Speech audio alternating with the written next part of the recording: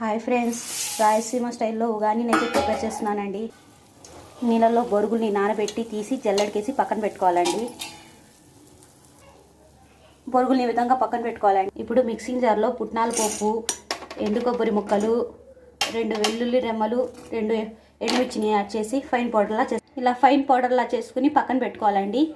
ఇప్పుడు కడాయిలో ఆయిల్ వేసి వేడెక్కాక జీలకర్ర, పోపు దినుసులు వేసి చిట్పడలాడిన తర్వాత ఉల్లిపాయ ముక్కల్ని, క్యారెట్ అండి ఆప్షనల్, ఇది మీరు ఇష్టమైతే వేసుకోండి, లేకపోతే లేదు, అవాయిడ్ చేయండి. టమాటా ముక్కలను వేసి 1 మినిట్ ఫ్రై చేసుకోవాలండి. ఇప్పుడు ఇందులోకి ఒక రెమ్మ కరివేపాకు, సన్నగా కట్ చేసిన పచ్చిమిర్చి ముక్కలు, చిటికెడు పసుపు, రుచి సరిపడేంత ఉప్పు యాడ్ చేసి బాగా కలుపుకోవాలండి.